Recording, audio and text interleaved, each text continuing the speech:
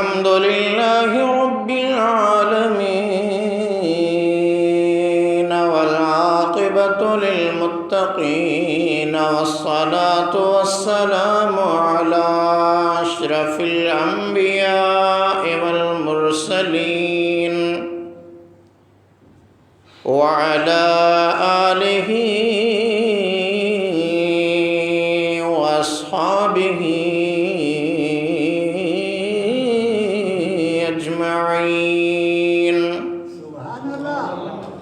अम्मा बअद फ़क़द कान अल्लाहु तबारक व तआला फ़िल क़ुरानिल मजीद वल फ़ुरक़ानिल हमीद। अऊज़ु बिल्लाहि मिनश शैतानिर लईनिर रजीम। बिस्मिल्लाहिर रहमानिर रहीम। इन्ना अरसलना नूहन इला क़ौमिही अन अंज़िर क़ौमक मिन क़ब्ल अन यातियहुम अज़ाबुन अलीम।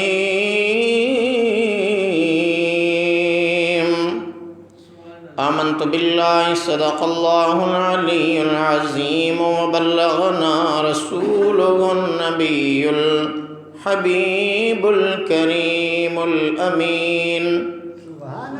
क़ाल अल्लाहु तआला फ़ी शान हबीबिही इन्नल्लाह व मलाइकतहु युसल्लूना अलन नबिय्य या अय्युहल्लज़ीना आमनू सल्लु अलैहि व सल्लिमू तस्लीमा। अल्लाहुम्मा सल्लि व सल्लिम व बारिक अला सय्यिदिना व मौलाना मुहम्मदिन व अला आलिहि व अस्हाबिहि व अहलि बैतिहि अजमाइन। बिरादरान इस्लाम, वाजिबुल एहतराम मुअज़्ज़िज़ सामीन किराम, दस्तूर जे मुताबिक अज अव्हां जे साम्हूं रब्बे कायनात अज़्ज़ व जल जे पाक कलाम मुक़द्दस क़ुरान करीम जे 29 पारे तरतीबवार 71 सूरत सूरतुन नूह सगोरी जी इब्तदाई आयत तिलावत कई आहे। अॼु अव्हां जे साम्हूं हिन सूरत सगोरी जो तर्जुमो ऐं तिलावत अर्ज़ रखबी। अल्लाह ताला खां दुआ है त शाल रहमुर राहिमीन रब पाक असां अव्हां खे पंहिंजे फ़रमान जे मथां अमल करण जी तौफ़ीक़ अता फ़रमाए। दोस्तान गिरामी, पंहिंजे पाक कलाम मुक़द्दस में अल्लाह ताला अॻियनि क़ौमुनि जो ज़िक्र, अॻियनि क़ौमुनि सां पैगम्बरनि जी कयल ॻाल्हि ॿोल ऐं उन्हनि क़ौमुनि जा जवाब मिसाल तौर असां अव्हां खे रब कायनात ॿुधाया आहिनि त जीअं असां ऐं अव्हां उन्हनि क़ौमुनि जे उन अमल खे ॾिसी पैगम्बरनि जे हिदायतुनि ऐं क़ौमुनि जे अमल न करण जे करे उन्हनि जे मथां आयल अज़ाब मंझां कुझु सबक़ हासिल करियो। दोस्तान गिरामी, मौज़ू तमामु घणो आहे, वक़्तु महदूद आहे, इन जे लाइ कोशिशि कबी त मुख़्तसर वक़्त जे अंदरि हिन सूरत सगोरीअ जी तिलावत बि थिए, तर्जुमो बि ॿुधो ऐं गॾो उन सां मुनसलिक जेके क़ुरान पाक जूं ॿियूं आयतूं जे वक़्तु बचियो त इंशा अल्लाह उहे बि अव्हां जे साम्हूं अर्ज़ रखबियूं। रब कायनात खां दुआ है त अल्लाह ताला असां अव्हां खे अमल करण जी तौफ़ीक़ अता फ़रमाए। अल्लाह तबारक व तआला जल शानहु व मन वालहु पंहिंजे पाक कलाम मुक़द्दस 29 पारे सूरह नूह 71 सूरत,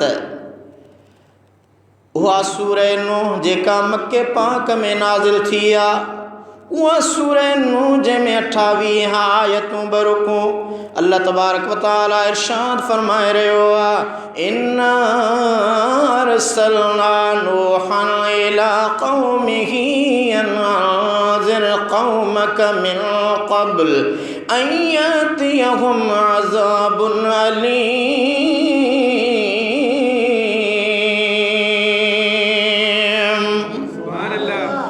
बेशक असां नूह खे संदसि क़ौम ॾांहुं उन्हीअ हुक्म सां मोकिलियो त पंहिंजी क़ौम खे ख़बरदार करे ऐं ड्रेॼारे इन खां अॻु जो मथनि हिकु दर्दनाक अज़ाब अची कड़के। क़ाल या क़ौम इन्नी लकुम नज़ीरुम मुबीन। हज़रत नूह अलैहिस्सलाम चयो त ए मुंहिंजी क़ौम, बेशक मां तव्हांजे लाइ हिकु पधरो ख़बरदार कंदड़ आहियां। अन इब्दुल्लाह वत्तक़ूहु वअतीऊन।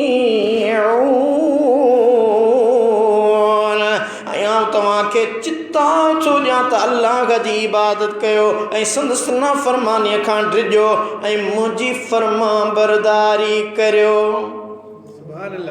यग़फ़िर लकुम मिन ज़ुनूबिकुम व युअख़्खिरुकुम इला अजलिम मुसम्मा इन्न अजलल्लाहि इज़ा जाअ ला युअख़्ख़र लौ कुन्तुम तअलमून।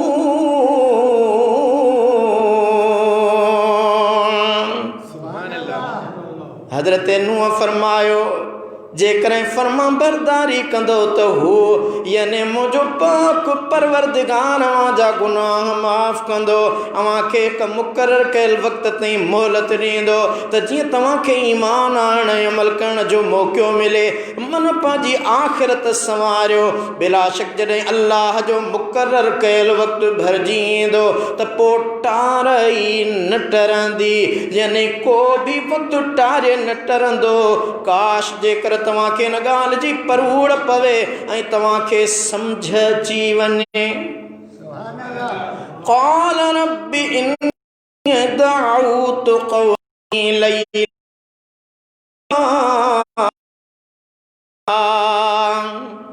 आखिर जॾहिं 950 साल हज़रत नूह अलैहिस्सलाम जी तबलीग जो असर माण्हुनि ते न थियो, बारगाह खे रब्बुल आलमीन में इल्तिजा कयईं, दुआ घुरियईं।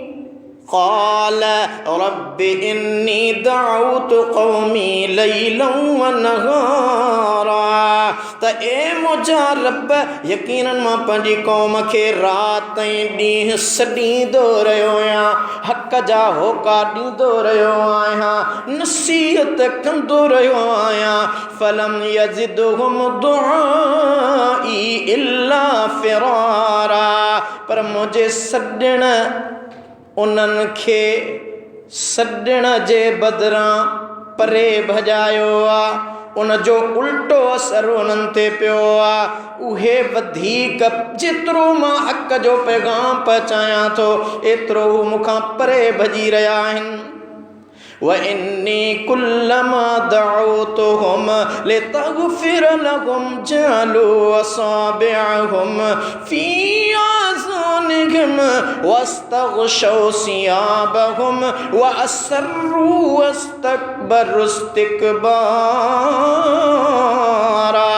ऐं बेशक मुजरिब उन्हनि खे सॾियो त हक़ जी दावत क़बूल कनि, त जीअं तूं खेनि बख़्शे छॾी त पंहिंजूं आङुरियूं पंहिंजे कननि में विधऊं ऐं मुंहिंजी ॻाल्हि ॿुधण बि गवारा न कयूं ऐं पंहिंजा कपिड़ा पाण ते वेढ़ियूं ऐं ज़िद ते अड़िया रहिया ऐं तमामु वॾो तकबुर कयूं। सुम्मा इन्नी दअउतुहुम जिहारा। पोइ मूं बेशक उन्हनि खे वॾे वाक़े चयो, अलल ऐलान चयो, खुल्लम खुला चयो त सुम्मा इन्नी अअलनतु लहुम व असररतु लहुम इसरारा। वरी मूं बेशक उन्हनि खे ज़ाहिर ज़हूर चयो ऐं लिकी छुपी बि सम्झायो। छा सम्झायो? अल्लाह जे नबी हक़ जो पैगाम सम्झायो। उन्हनि खे वॾे वाक़े अलल ऐलान बि तबलीग कंदो रहियो, ज़ाहिर में बि सम्झाईंदो त लिक छुप में जेके ज़ाहिर में न ईंदा हुआ उन्हनि खे बि हक़ जो पैगाम पहुचाईंदो रहियो। फ़क़ुल्तु अस्तग़फ़िरू रब्बकुम इन्नहू कान ग़फ़्फ़ारा।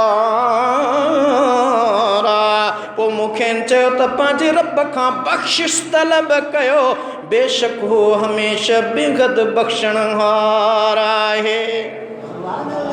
युरसिलिस समा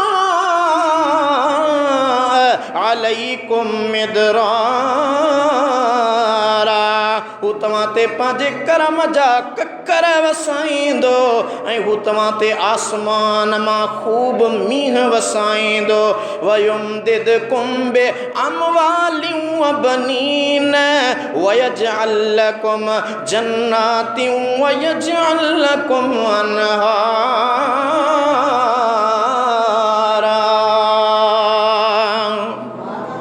ऐं तव्हांखे माल ऐं औलाद सां नवाज़ींदो ऐं तव्हां लाइ बाग़ पैदा कंदो ऐं तव्हां लाइ नहरूं वहाए छॾींदो। मालकुम ला तरजून लिल्लाहि वक़ारा, तव्हांखे छा थियो आहे जो तव्हां अल्लाह जी बुज़ुर्गी ऐं अज़मत या वॾाईअ ते वेसाह नथा रखो। वक़द ख़लक़कुम अतवारा, हालांकि हुन तव्हांखे तरह तरह नमूननि यानी मुख़्तलिफ़ मरहलनि ऐं मंज़ुरुनि मां गुज़ारे मुख़्तलिफ़ सूरतुनि ऐं सीरतुनि वारो बणायो आहे।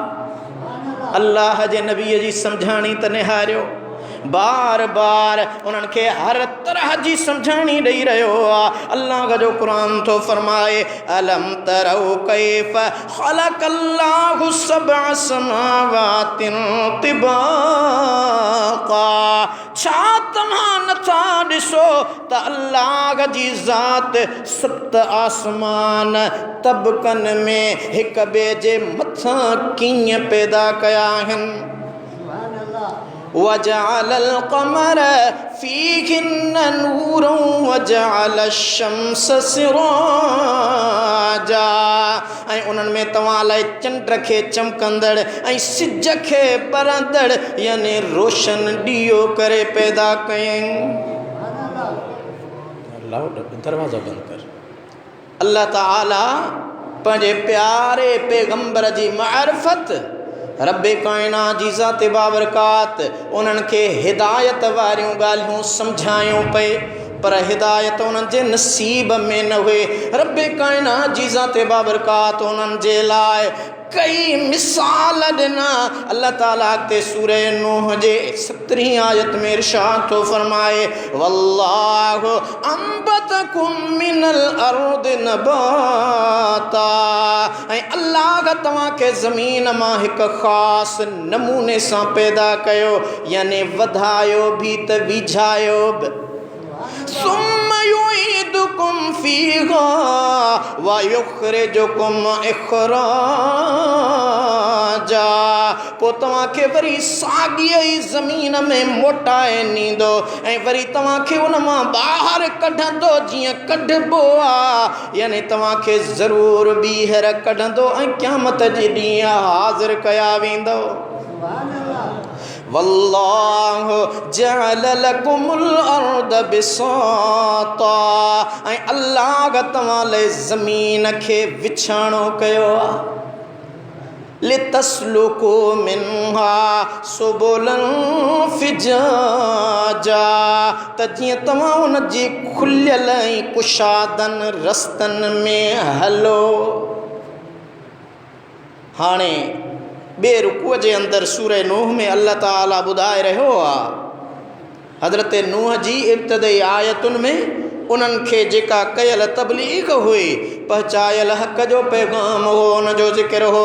हाणे रब्बुल आलमीन पंहिंजे कलाम मुक़द्दस जे अंदरि साॻी सूरह नूह जी 21 आयत में इरशाद थो फरमाए, क़ाल नूहुर रब्बि इन्नहुम असौनी वत्तबऊ मन लम यज़िदहु मालुहु व वलदुहु इल्ला खसारा।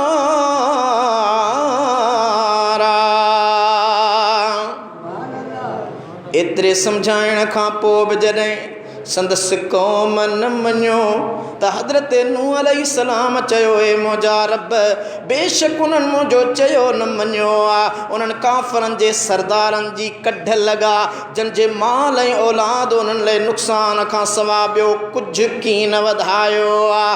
हज़रत नूह जो मक़सदु इहो हो त माल ऐं औलाद उन्हनि लाइ नुक़सान जो बाइस बणियो ऐं उन्हनि जी आक़िबत बि न सुधरी। यानी हज़रत नूह अर्ज़ कयो मुंहिंजा मौला मूं हक़ जो पैगाम त उन्हनि खे पहुचायो पर उन्हनि वॾनि मालदारनि ताजरनि सरमाएदारनि सरदारनि जा माल ॾिसी करे उन्हनि जो ज़र ॾिसी करे भुलिजी पिया ऐं मूं अल्लाह जे नबीअ जे हुक्म ते अमल न पिया कनि। वमकरू मकरन कुब्बारा ऐं उन्हनि न रुगो पंहिंजनि सरदारनि जी पैरवी कई पर ॿियनि माण्हुनि लाइ पिणु तमामु वॾो मकर ऐं फ़रेब बखेड़ियो। यानी रुगो पाण गुमराह न थिया पर ॿियनि खे बि गुमराह करण वारा पाण सिरात मुस्तक़ीम हक़ जी वाट न वरितऊं पर ॿियनि खे उन हक़ जी वाट तां थेड़ींदा रहिया। वक़ालू ला तज़रुन्न आलिहतकुम वला तज़रुन्न वला सुवाअ वला यगूस वयऊक़ वनस्रा ऐं उन्हनि जे वॾेरनि ऐं सरदारनि चयो त हरगिज़ पंहिंजे महबूदनि यानी बुतनि खे न छॾिजो ऐं न की वुद ऐं न की सवा ऐं न की यगूस ऐं यऊक ऐं नसर खे छॾिजो।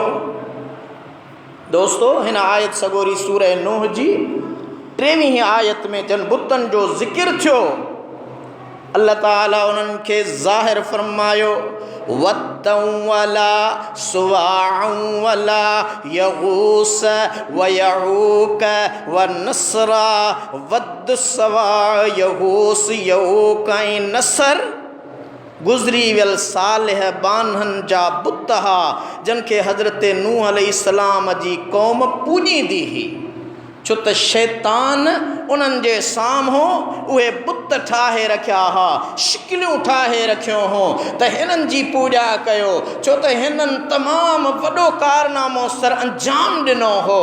अॻिते अल्लाह जो क़ुरान थो फरमाए वक़द अदल्लू कसीरन वला तज़िद ज़ालिमीन इल्ला ज़लाला ऐं बेशक उन्हनि घणनि माण्हुनि खे गुमराह कयो आहे। ऐं उते हज़रत नूह इल्तिजा कई ओ मुंहिंजा अल्लाह वला तज़िद ज़ालिमीन इल्ला ज़लाला तूं बि उन्हनि ज़ालिमनि खे सवाइ गुमराहीअ जे ॿियो कंहिं बि शइ में इज़ाफ़ो न कजां छो त उन्हनि जॾहिं सतायो तड़पायो ईज़ायो अल्लाह जो नबी तबलीग कंदो हो हक़ जो पैगाम ॾींदो हो एॾा त ज़ालिम हूंदा हुआ जो सॼो ॾींहुं अल्लाह जे नबीअ जे मथां वॾा वॾा पत्थर उछलाईंदा हुआ एतिरे क़दुरु जो हज़रत नूह अलैहिस्सलाम जो पूरो जिस्म पत्थरनि सां ढकिजी वेंदो हो। शाम जो अल्लाह हज़रत जिब्राईल खे मोकिलींदो हो रब काइनात फरमाईंदो हो जिब्रील जी रब जलील वञ मुंहिंजे प्यारे पैगंबर हक़ जो पैगाम पहुचायो आहे पर माण्हुनि उन पैगाम खे ॿुधण जे बदिरां पंहिंजे कननि में हथ विधा पंहिंजा मुख़्तलिफ़ बहाना ॾेई उन जो पैगाम न ॿुधो पर मुंहिंजे प्यारे पैगंबर खे सताईंदे एॾा पत्थर आया अथनि जो संदन पूरो जिस्म पत्थरनि में पूरजी वियो आहे। ए जिब्रील वञ वञी मुंहिंजे प्यारे पैगंबर नूह जे जिस्म तां पत्थर परे कर त वरी मूं अल्लाह जो पैगाम पहुचाए। मिम्मा खतीआतिहिम उग़रिक़ू फ़उदख़िलू नारा फलम यजिदू लहुम मिन दूनिल्लाहि अंसारा। अल्लाह जो कुरान तो ॿुधाए त हाणे जॾहिं हज़रत नूह दुआ घुरी, ओ मुंहिंजा अल्लाह इन्हनि ज़ालिमनि खे गुमराहीअ खां सवा ॿियो कुझु बि न ॾे, त अल्लाह ताला हज़रत नूह जी दुआ खे क़बूल कयो। नेठि उन्हीअ खे संदन ख़ताउनि ऐं सरकशियुनि ऐं गुनाहनि जे करे ॿोड़ियो, ग़रक़ कयो वियो ऐं पोइ उन्हनि खे बाग़ में दाख़िल कयो वियो। पोइ अल्लाह खां सवा ॿियो को बि पंहिंजे लाइ मददगार न लधऊं। वक़ाल नूह रब्बे ला तज़र अलल अर्द मिनल काफ़िरीन दय्यारा।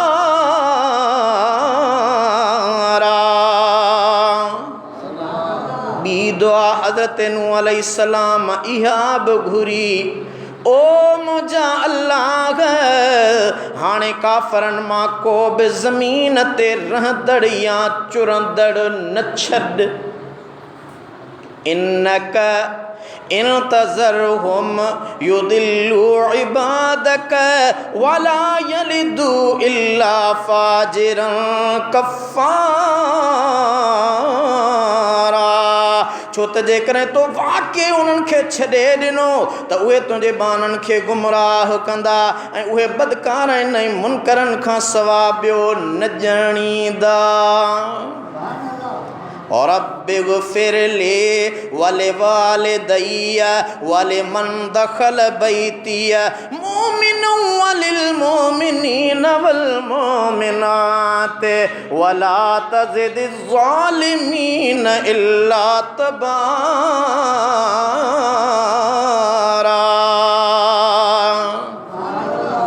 ए मुंहिंजा रब मूंखे ऐं मुंहिंजे पीउ माउ खे बख़्श, ऐं जेको बि मुंहिंजे घर में मोमिन थी दाख़िल थिए ऐं सभिनी मोमिननि ऐं सभिनी मोमिनियाणियुनि खे पिणु बख़्श, ऐं ज़ालिमनि लाइ सवाइ तबाहीअ जे ॿियो कुझु बि न वधाए, यानी उन्हनि जी रुगो तबाही हुजे। दोस्तान गिरामी, ही हो मुख़्तसर तर्जुमो ऐं तफ़सीर सूरत नूह सगोरीअ जो। उहो अल्लाह जो प्यारो पैगंबर हज़रत नूह जे हक़ जो पैगाम पहुचायो। क़ुरान करीम जे अंदरि केतिरनि जायुनि ते जेका हुन क़ौम खे हिदायत कई ही, अल्लाह ताला उन जो ज़िक्र बयानु फ़रमायो आहे। अचो 18 पारे जे अंदरि सूरह मोमिनून जे अंदरि सूरह मोमिनून खे तिलावत कंदा हलूं। अल्लाह ताला सूरह मोमिनून जे अंदरि 23 आयत खां कुझु आयतूं तिलावत थो कयां। रब कायनात फ़रमायो, वलक़द अरसलना नूहन इला क़ौमिही फ़क़ाल या क़ौमि इब्दुल्लाह मालकुम मिन इलाहिन गैरुह अफला तत्तकून।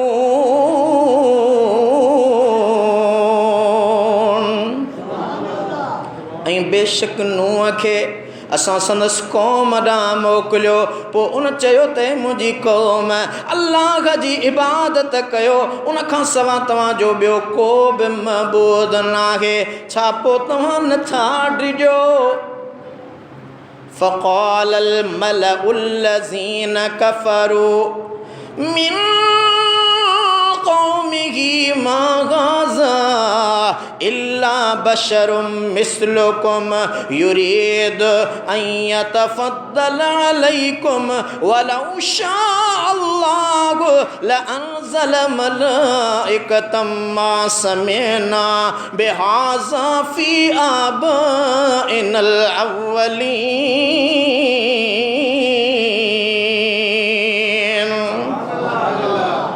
जॾहिं अल्लाह जे नबी हक़ जो पैगाम पहुचायो, ग़लत कमनि खां रोकियो, अल्लाह जो क़ुरान थो ॿुधा। रब थो फरमाए, पोइ हज़रत नूह जी इहा नसीहत न टाईंदे उन क़ौम जे सरदारनि जन कुफ़्र कयो हो, उहे चवण लॻा ही शख़्स कुझु बि नाहे मगर तव्हां जहिड़ो ई हिकु इंसान आहे या बशर आहे। मिन क़ौमिही मा हाज़ा इल्ला बशरुम मिस्लुकुम युरीदु अन यतफद्दल अलैकुम, वो तव्हां ते फौकियत रखण या बरतरी ऐं फज़ीलत हासिल करण ऐं सरदारी करण थो घुरे। वो चवनि पिया त हज़रत नूह पैगाम हक़ ॾियण न आयो आहे, पर हू अव्हां खे इहा ॻाल्हि करे पंहिंजी का लालच थो रखे त मूंखे पंहिंजो बादशाह बणायो, सरदार बणायो, अॻवान बणायो। लेकिन न न, हू त अल्लाह जो नबी हो, हक़ जो पैगाम खणी आयो हो। अञा बि उन्हनि चयो वलो शाअ अल्लाह लअंज़ल मलाइकह, ऐं जेकॾहिं अल्लाह खे को नबी या रसूल मोकिलणो हुजे हा त हिन बशर खे छो मोकिले हा? हू चाहे हा त ज़रूर को मलाइक नाज़िल करे हा, बशर खे नबी करे मोकिलण अजीब ॻाल्हि आहे। माण्हू पिया चवनि त इंसान जी सूरत में नबी छो आयो आहे, मलाइक थी अचे हा। मा समेना बिहाज़ा फी आबाइनल अव्वलीन, असां त अहिड़ी ॻाल्हि पंहिंजनि अॻियनि अबनि ॾाॾनि खां बि न ॿुधी ही जेका ॻाल्हि हज़रत नूह पियो करे। इन हुव इल्ला रजुलुम बिही जिन्नतुन फतरब्बसू बिही हत्ता हीन।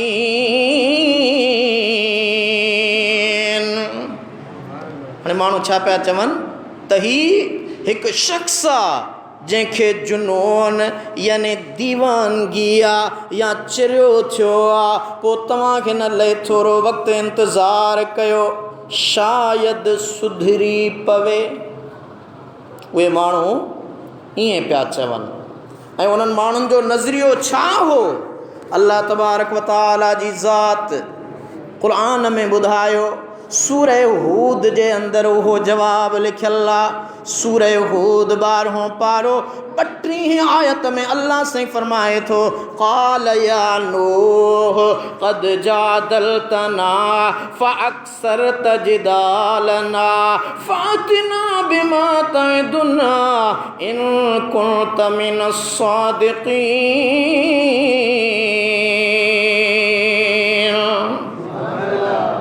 आख़िरकार हज़रत नूह जी क़ौम जे माण्हुनि चयो, ए नूह तो असां सां झगड़ो कयो, घणो ई झगड़ो कयो अथई, हाणे तो असां ते भली उहो अज़ाब आण जंहिंजी तूं असांखे धमकी या दड़को ॾेई रहियो आहे। जेकॾहिं तूं सचनि मंझां आहीं त भली उहा तकलीफ़ आण। क़ाल इन्नमा यतीकुम बिहिल्लाहु इंशाअल्लाह वमा तुम बिमुअजिज़ीन। जॾहिं क़ौम जे माण्हुनि इहा ॻाल्हि कई, हज़रत नूह अलैहिस्सलाम जवाबु ॾिनो त उहो सिर्फ़ु अल्लाह जे ई हथ में आहे, उहो अज़ाब अल्लाह ई तव्हां ते आणींदो जेकॾहिं उहो चाहींदो, ऐं तव्हां उनखे हरगिज़ आजिज़ करण वारा न आहियो। यानी अल्लाह खे अव्हां जी परवाह न आहे। जे रब अव्हां जे मथां अज़ाब आणे त आणे सघे थो। वला यंफउकुम नुस्ही इन अरदतु अन अंसह लकुम इन कान अल्लाहु युरीद अन युग़वियकुम हुव रब्बुकुम व इलैहि तुरजऊन।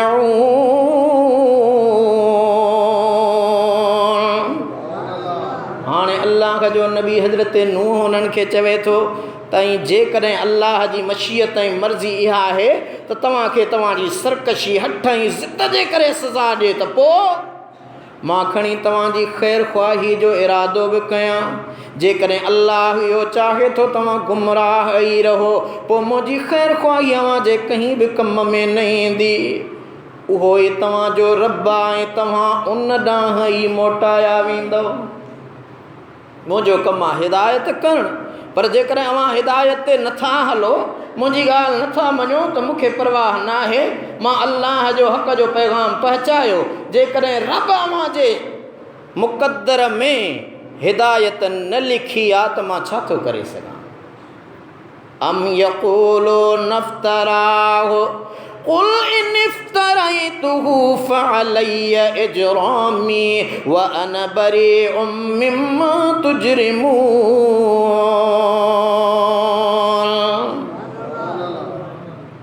ओ मुंहिंजा महबूब रब्बुल आलमीन आकाए दो जहां सां ॻाल्हाए रहियो आहे।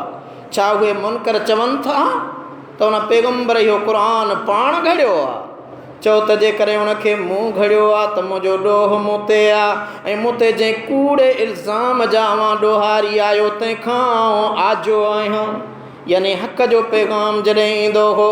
ऐं अॻिते अल्लाह साईं फरमाए थो वओहिय इला नूहिन अन्नहु लन युमिन मिन कौमिक इल्ला मन क़द आमन फला तबतइस बिमा कानू यफ़अलून। ऐं नूह ॾांहुं वही कयो वियो त तुंहिंजी क़ौम मां वाक़ई जन ईमान आंदो सो आंदो, हाणे ॿियो को बि हरगिज़ ईमान न आणींदो। इन जे करे जेकी कुझु हू कंदा रहिया उन ते रंज न कर।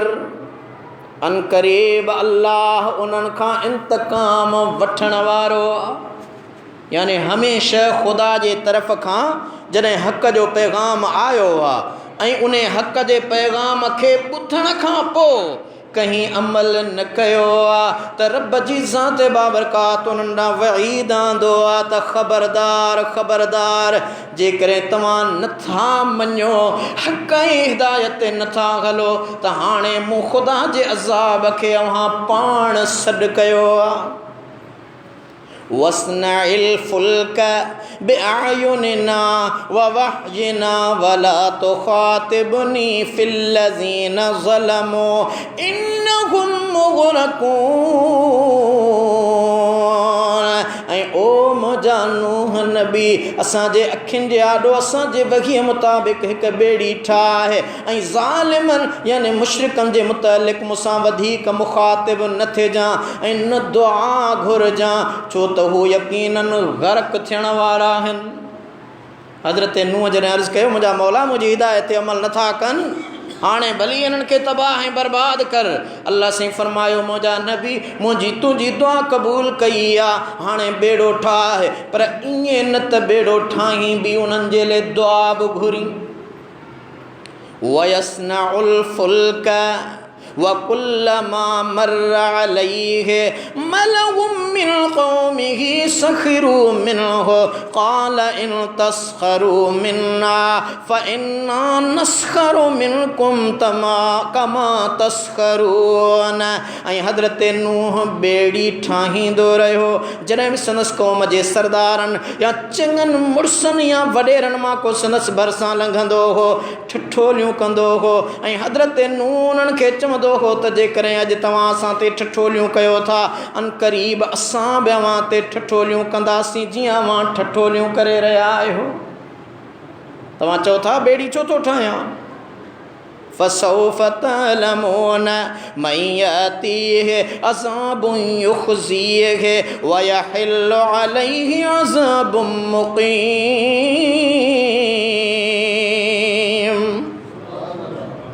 ॾिसो क़ुरान करीम उन अल्लाह जे अॻियनि नबीअनि जेका मथो मारी कई हक़ जो पैगाम पहुचायो क़ौम खे सुधारे जे लाइ, हिदायतूं ॾिनियूं, क़ौम ज़िद ऐं अनात ते क़ाइमु रखी ऐं अल्लाह जे नबीअनि पोइ बि वस ते कया। हाणे जॾहिं हुननि चयो त छाजी ॿेड़ी थो ठाहीं, काॾों अज़ाब ईंदो, किथां तूफ़ान, माण्हू था उन मरनि। हज़रत नूह अलैहिस्सलाम उन्हनि खे जवाबु ॾिनो फसौफ तअलमून मन यातीहि अज़ाबुन युख़ज़ीहि व यहिल्लु अलैहि अज़ाबुम मुक़ीम।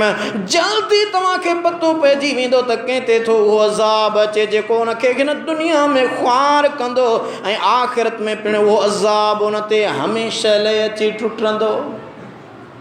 हत्ता इज़ा जाअ अम्रुना वफ़ारत तन्नूर क़ुल नहमिल फ़ीहा मिन कुल्लिन ज़ौजैनि इस्नैन व अहलक इल्ला मन सबक अलैहिल क़ौल व मन आमन व मा आमन मअहु इल्ला क़लील। हज़रत नूह अलैहिस्सलाम ख़ुश्क ज़मीन ते पंहिंजी ॿेड़ी तयारु करण में मशगूल हो ऐं काफ़र ठठोलियूं करण में ज़ोरां ज़ोर हा। एसि ताईं असांजो हुकुम अची वियो, अल्लाह थो चवे हू ठठोलिन करण में पूरा हा। मुझो नूह नबी मुझे हुक्म ते अमल करण में पूरो हो। ख़बर तॾहिं पई जो अल्लाह जो हुक्म अची वियो ऐं तनूर पाणीअ जे चश्मन वांगुरु उभरण लॻो। ऐं असां हज़रत नूह खे चयो त हर हिकु जिन्स मां हिकु जोड़ो यानी नर ऐं मादी उन किश्तीअ में ॿेड़ीअ में सवार कर ऐं पंहिंजे घर वारनि खे बि सवाइ उन्हनि जे जन लाइ अल्लाह जे अज़ाब जो हुक्म अची चुको आहे। पाण उन्हनि माण्हुनि खे बि चओ ऐं पंहिंजे घर वारनि खे बि चओ त ॿेड़ीअ में चढ़नि ऐं सभिनी ईमान वारनि खे बि सॾु पंहिंजे घर वारनि खे बि सॾु सुवार कर ऐं ॿेड़ीअ में के घणा माण्हू नहा। अल्लाह जो क़ुरान थो फरमाए छो त हज़रत नूह ते किन थोरनि माण्हुनि ईमान आंदो हो, ॿियनि ईमान न आंदो हो। वक़ाल अर्कबू फ़ीहा बिस्मिल्लाहि मजरेहा व मुरसाहा इन्न रब्बी लगफ़ूरुर रहीम।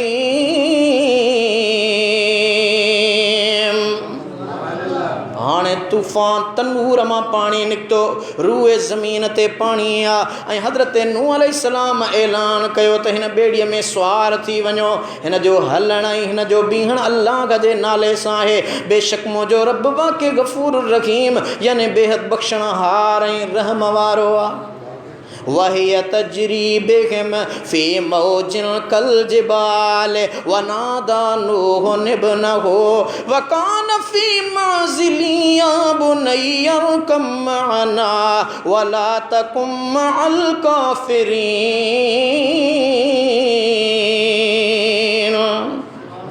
ऐं उहा ॿेड़ी जबलनि जेॾिन मौजुनि लहरुनि वीरुनि छोलिन में खेन खणी हलण लगी यानी ज़मीन मां एतिरो पाणी चश्मन जे सूरत में उभाम जी निकितो जो ख़ुश्क ज़मीन समुंड वांगुरु थी पई ऐं आसमान मां एतिरो मींहुं उठो जो तूफ़ान जो इहो आलम हो जो हर तरह पाणीअ जूं जबल जहिड़ियूं मौजूं छोलियूं ऐं वीरूं हो।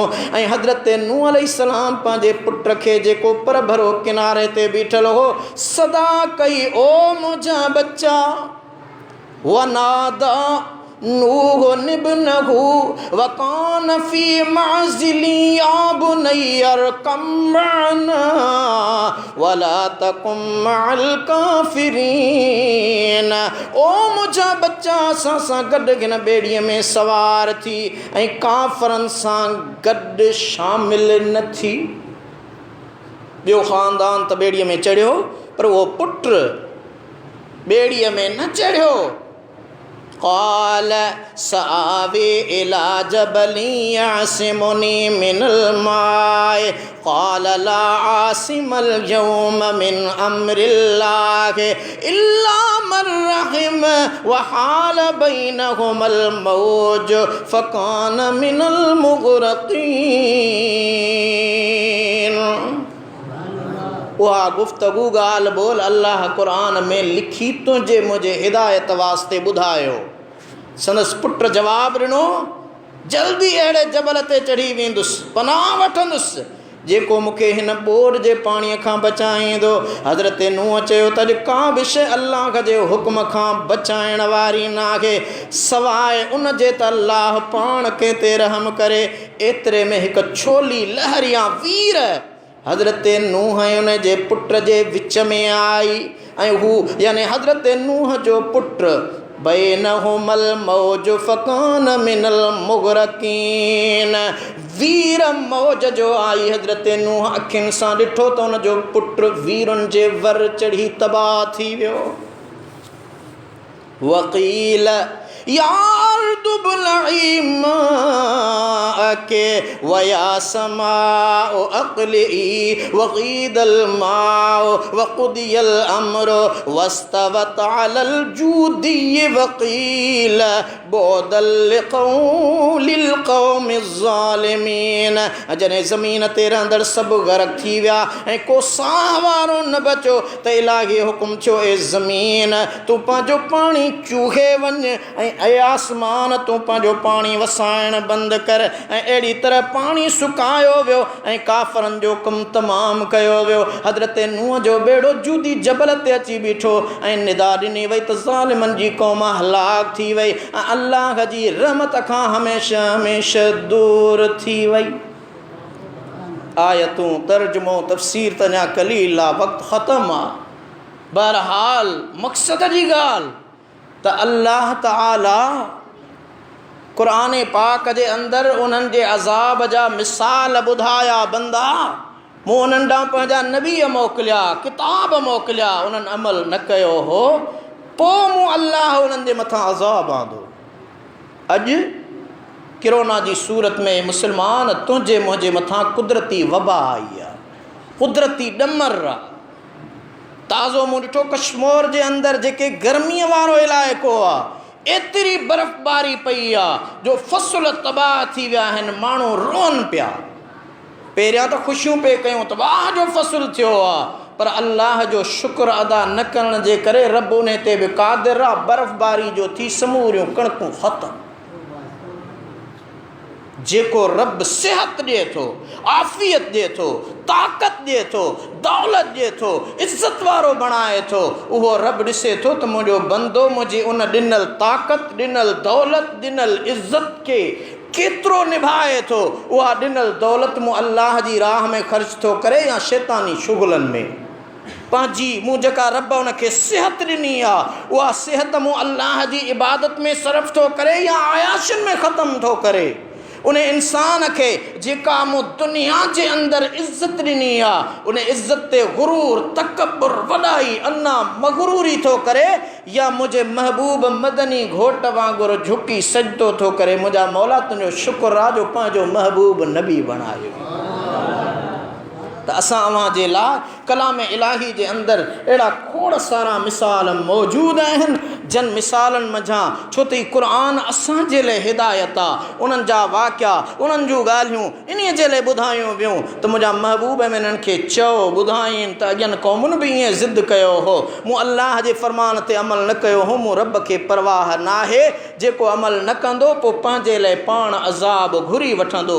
वक़्तु आहे त असीं अल्लाह ताला जे फ़रमान ते अमल कयूं, रब्बे काइनात जे क़ुर ते अमल कयूं, महबूब आका मदीने वारे साईं जे ॿुधायल हुक्मनि ते अमल कयूं। नमाज़ ख़ुदा जो फ़र्ज़ आहे, बच्चनि जा फ़र्ज़, ओड़े पाड़े जा फ़र्ज़, माइटनि मिटनि जा फ़र्ज़, रहियत क़ौम जा फ़र्ज़।